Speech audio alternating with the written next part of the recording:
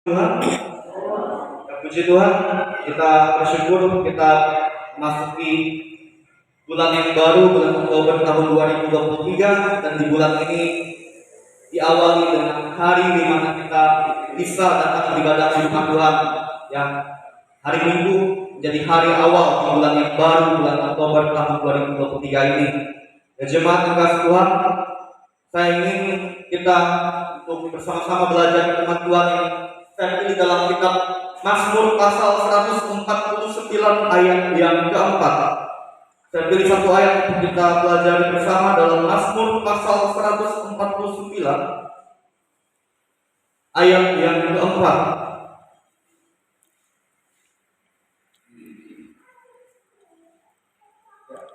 Jemaat yang dikasihi Tuhan Yesus, saya ingin mengajak jemaat bersama-sama dengan saya kita bacakan satu ayat dari firman Tuhan ini, Mazmur 149 ayat yang keempat. Jikalau jemaat sudah menemukan, silakan katakan amin.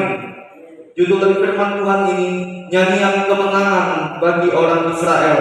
Ayat yang keempat kita bacakan bersama-sama. 1, 2, 3. Sebab Tuhan berkenan kepada umatnya, Ia memahkotai orang-orang yang rendah hati dengan keselamatan. Puji Tuhan ya. Terima kasih untuk kerjasama jemaat sekalian yang dikatakan berbahagia oleh firman Tuhan atas setiap kita yang mau mendengarkan firman Tuhan dan mau melakukannya dalam kehidupan kita hari lepas hari. Ya jemaat yang dikasih Tuhan Yesus, saya ingin tema untuk kita renungkan dari firman Tuhan ini, yaitu orang yang rendah hati memperoleh keselamatan. Itu temanya. Orang yang rendah hati memperoleh keselamatan. Ya. Firman Tuhan yang disampaikan yang menjadi ungkapan iman dari pemazmur bahwa berbahagialah orang-orang yang menjadi umatnya, menjadi umat Tuhan, karena mereka menjadi orang-orang yang berkenan kepada Tuhan, dan tidak sampai menjadi umat Tuhan saja dan kebenaran firman Tuhan yang kita simak tadi, tetapi secara khusus firman Tuhan memberitahukan bahwa berbahagialah orang-orang yang rendah hati, karena orang-orang yang rendah hati dimahkotai dengan keselamatan. Bapak Ibu Saudara, mungkin ada orang yang menganggap bahwa orang yang rendah hati itu orang yang lemah, orang yang dianggap rendah. Ya. Tetapi firman Tuhan memberitahukan bahwa orang yang rendah hati adalah orang yang mengakui kelemahan dan keterbatasannya kepada Tuhan, dan dia mau bersandar, mau berserah kepada Tuhan. Dan dia orang yang tidak egois, karena orang yang rendah hati adalah orang yang mau hidupnya pakai melayani Tuhan, dan dia mau menjadi berkat bagi sesamanya. Jemaat yang dikasihi Tuhan Yesus, dengan kerendahan hatilah yang bisa membuat orang-orang mau untuk berbuat baik kepada sesamanya. Dengan sikap yang rendah hatilah yang bisa membuat seseorang bisa memaafkan sesamanya, bisa mengasihi sesamanya, bisa untuk peduli menolong sesamanya. Bahkan orang yang memiliki kerendahan hati adalah orang yang mampu melakukan kebaikan dengan ketulusan tanpa mengharapkan imbalan atau penghargaan. Jadi Bapak Ibu Saudara, orang-orang yang ternyata mulia di mata Tuhan adalah orang yang mau rendah hati. Karena orang yang rendah hati, dia pasti mau untuk merendahkan dirinya, menuruti segala hal yang Tuhan mau dilakukannya. Ketika Bapak Ibu Saudara berbuat baik, melakukan firman, maka Bapak Ibu Saudara sesungguhnya sedang membuktikan diri Bapak Ibu mau untuk rendah hati kepada Tuhan. Apakah orang yang rendah hati hidupnya sia-sia? Orang yang rendah hati, dia memperoleh hadiah, yaitu keselamatan, dan keselamatan itu diterima dari Tuhan, karena keselamatan Tuhan berikan kepada orang yang rendah hati. Bapak Ibu yang dikasihi Tuhan Yesus, jangan jemu-jemu menjadi orang yang rendah hati selama kita hidup dalam dunia ini. Sekalipun ketika kita dengan rendah hati mau melakukan kebaikan kepada setiap orang, kepada siapapun, tapi itu tidak dihargai oleh dia, tidak apa-apa. Karena orang yang rendah hati yang mau melakukan kebaikan yang benar di hadapan Tuhan, dia hidupnya pasti diberkati oleh Tuhan. Sekalipun tidak dihargai oleh sesama atau orang yang dikasihi dia. Apa yang membuat orang sulit melakukan kebaikan? Apa yang membuat orang sulit untuk dekat dengan Tuhan? Itu karena orang yang sulit melakukan hal-hal itu, dia masih pikirkan apa untung ruginya, apa untungnya melakukan kebaikan, apa manfaatnya melakukan kebaikan. Kebaikan itu tidaklah sia-sia. Jadi tidak usah memperhitungkan apa untung ruginya. Orang yang rendah hati yang melakukan kebaikan tanpa mengharapkan imbalan, atau dia mau melakukan dengan ketulusan tanpa mengharapkan imbalan, itu sudah ada upahnya, Bapak Ibu Saudara, yang Tuhan sediakan. Tidak perlu menerima balasan atau balas budi. Lupakan kebaikan yang kita lakukan kepada siapapun, karena yang paling penting adalah melakukan kebaikan dengan ketulusan, dengan kerendahan hati. Karena Tuhan memberikan keselamatan kepada orang yang mau rendah hati melakukan kebaikan. Bapak Ibu yang dikasihi Tuhan Yesus, kiranya firman Tuhan ini terus memotivasi kita supaya kita tidak jemu-jemu untuk rendah hati melakukan hal yang benar yang berkenan di hadapan Tuhan, tanpa memikirkan atau melihat untung ruginya. Karena kebaikan sekecil apapun tidak akan pernah sia-sia di hadapan Tuhan. Marilah kita senantiasa selalu melakukan segala hal yang baik dengan kerendahan hati. Orang yang rendah hati kehidupannya pasti mengalami hal-hal yang luar biasa dalam Tuhan.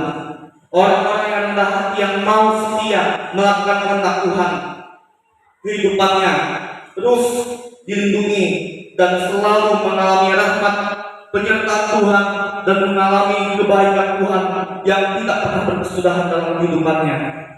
Dan untuk menjadi orang yang rendah hati, marilah kita mulai dari diri kita sendiri tanpa melihat kiri kanan kita. Tidak perlu melihat orang lain yang harus memulai terlebih dahulu, tapi marilah kita mulai itu dari diri kita sendiri, Bapak Ibu Saudara.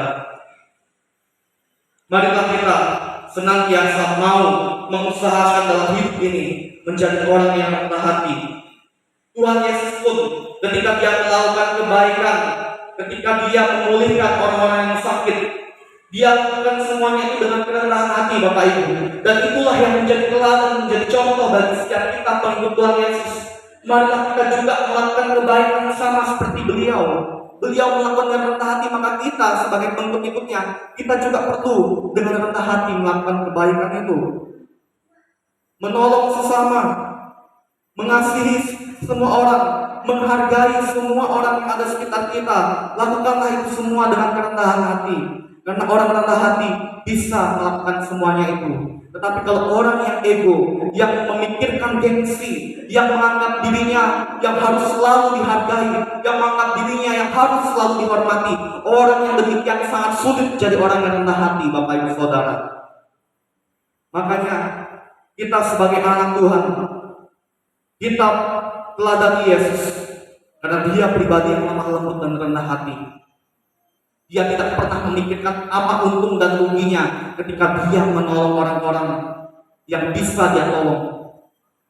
Bahkan peristiwa tentang orang kusta, 10 orang kusta yang sakit, orang yang sakit kusta, ketika mereka disembuhkan oleh Tuhan Yesus, 9 orang kusta tidak kembali kepada Yesus ketika mereka tahir atau sembuh, melainkan 1 orang, Bapak Ibu bayangkan.